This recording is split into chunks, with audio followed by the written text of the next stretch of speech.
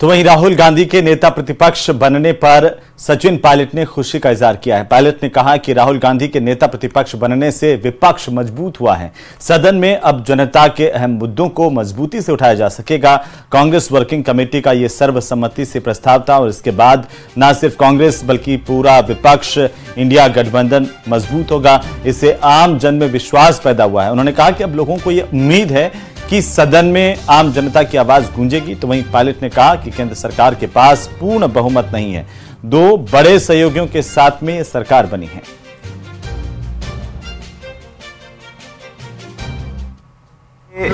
Leader of opposition बनने से न सिर्फ कांग्रेस में, कांग्रेस कार्यकर्ताओं में, लेकिन पूरा विपक्ष, समूचा जो इंडिया अलायंस है, सभी लोगों में एक ऊर्जा का संचार हुआ है।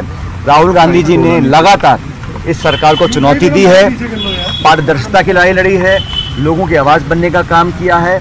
और केंद्र सरकार ने जिस तरह शुरू में एक अड़ियल रवैया अपनाया था और बात को मानने से इनकार किया था, अंत में उनको गलती स्वीकार करनी पड़ी। लेकिन अभी तक इस पर जिम्मेदारी तय नहीं की गई है। इस तरह का विश्वासघात, इस तरह का लीपापोती कर बचाव करना, ये मैं समझता हूँ शोभा नहीं देता।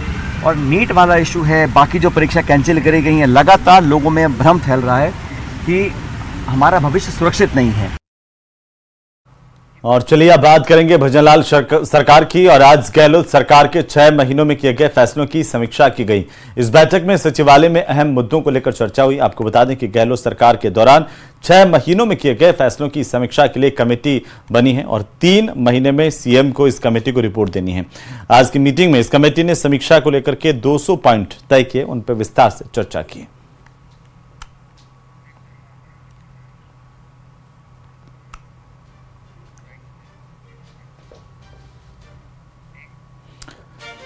तो वहीं प्रदेश की भजनलाल सरकार धर्मांतरण के खिलाफ में नया कानून लाने की तैयारी में है। वसुंधरा सरकार के पहले कार्यकाल में धर्मांतरण को लेकर के पारित किए गए विधेयक को राष्ट्रपति की मंजूरी नहीं मिल पाई थी और इसे अब भजनलाल सरकार नए सिरे से विधानसभा में बिल लाकर के धर्मांतरण को रोकने की दिशा में कड़े प्रावधान कर सकती है।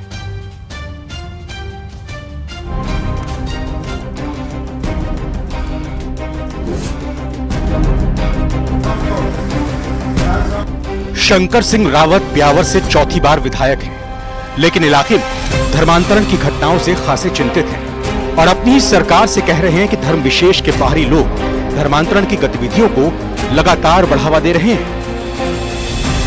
विधायक का आरोप है कि जमात लेकर आने वाले लोग इलाके की शांति के लिए खतरा बन गए और सरकार को इन पर जल्द काबू करना होगा, नहीं तो हालात बिगड़ सकते हैं। कि जिस प्रकार अगर हालात जो बने हुए हैं, इसमें अगर सरकार ने ध्यान नहीं दिया और जमातों को रोका नहीं गया, तो आने वाले जिस प्रकार ये दिल्ली के पास मेवात एरिया जो बना हुआ है ना, ऐसा मेवात यहाँ नहीं बन जाए। सरकार को चिंता करनी चाहिए और लोगों को बचाना चाहिए। दरअसल इस वक्त ये मामला इसलिए सुर्खियों में है क्योंकि भजनलाल सरकार विधानसभा में धर्मांतरण को रोकने के लिए नया कानून लाने की तैयारी में जुटी है।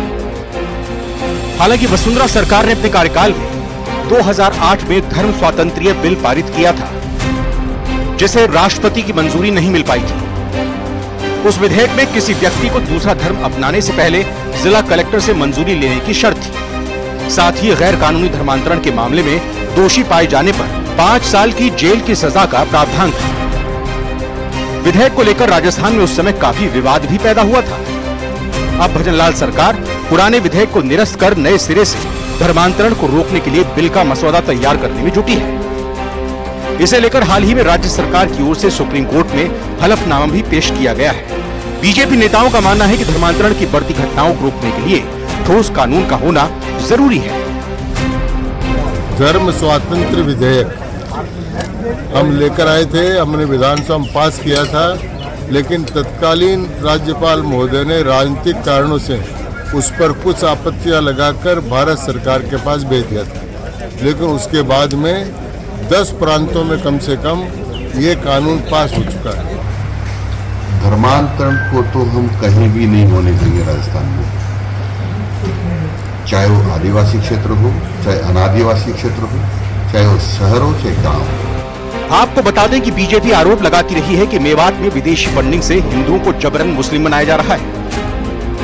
वहीं बागड़ के इलाके में ईसाई मिशनरीज के खिलाफ बीजेपी हमेशा से मुखर रही है। गृह राज्य मंत्री जवाहर सिंह बेढम का मानना है कि प्रदेश में शांति और सद्भाव के लिए धर्मांतरण पर रोक जरूरी है और इसके लिए ठोस कानून वक्त की जरूरत है।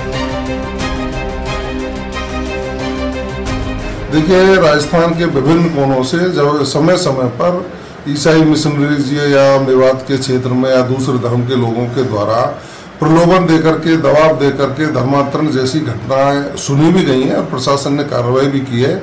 इस पर सख्त कानून लाने की आवश्यकता है। बीजेपी की विचारधारा में हिंदू राष्ट्रवाद हमेशा से सर्वोपरि रहा है और हिंदू राष्ट्र का विचार उसका सपना। इसीलिए बहुसंख्यक वर्ग को हमेशा अपने साथ बनाए रखने और हिंदू हितों की हमेशा झंडा बरदार पार्टी बने रहने के लिए वो विधानसभा में इस बार मजबूत विधेयक लाने के संकेत दे रही है। जब राजस्थान में बीजेपी की स्थिति कमजोर थी तो उसने मेवात, मगरा और मेवाड़ बागड़ के इलाके को हिंदुत्व की लेबोरेटरी के रूप में स्थापित करने की कोशिश की। बीजेपी इसमें कामयाब भी रही, मगर आज उसके वही किले कहीं न कहीं कमजोर हो रहे हैं। इसलिए पार्टी नए सिरे से धर्मांतरण विरोधी बिल लाकर अपने इलाकों को बचाना चाहती है। इसलिए पार्टी की कोशिश यही है कि भगवा रंग कायम रहना चाहिए और हिंदुत्व की लहर चलते रहनी चाहिए, ताकि उसे भविष्य में किसी भी तरह की चुनौती का सामना ना करना पड़े। कैमरा पर्सन शेर सिंह के साथ बाबूलाल धायल, न्यूज़ 18 जयपुर। तो वहीं ब्यावर से बीजेपी के विधायक शंकर सिंह रावत ने आज अधिकारियों के खिलाफ मोर्चा खोल दिया। शंकर सिंह रावत ने कहा कि कई अफसर तो कांग्रेस राज से ही जमे बैठे हैं, कईयों ने तो बपोती जमा रखी है, ब्यूरोक्रेसी समझती है कि राज तो हम ही चलाते हैं। उन्होंने कहा कि सरकार ऐसे अफसरों के खिलाफ विचार भी नहीं कर पा रही। हम ऐसी तमाम बातों को मुख्यमंत्री के संज्ञान में लाएंगे। उन्होंने कहा कि किसी भी सूरत में अफसरशाही हावी नहीं होनी चाहिए, जनप्रतिनिधि की बात को सुनकर उस पर निर्णय होना चाहिए।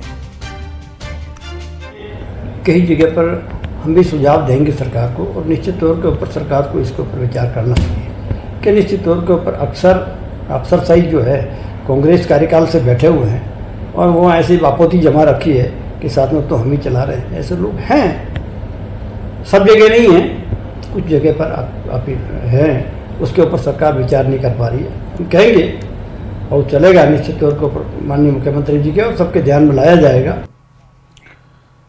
और अब एक महत्वपूर्ण और बड़ी खबर डूंगरपुर से, जहां पर मेडिकल कॉलेज में रैगिंग का मामला सामने आया। यहां पर एमबीबीएस का कोर्स कर रहे फर्स्ट ईयर के छात्रों के साथ इस तरह से रैगिंग की गई कि पीड़ित छात्र को डायलिसिस तक करानी पड़ी। आखिरकार ये पूरा मामला क्या है, रिपोर्ट देखिए।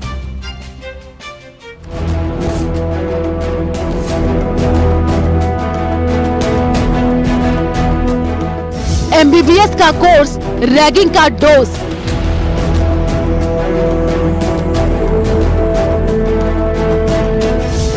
पहाड़ी पर बुलाया, उठक बैठक।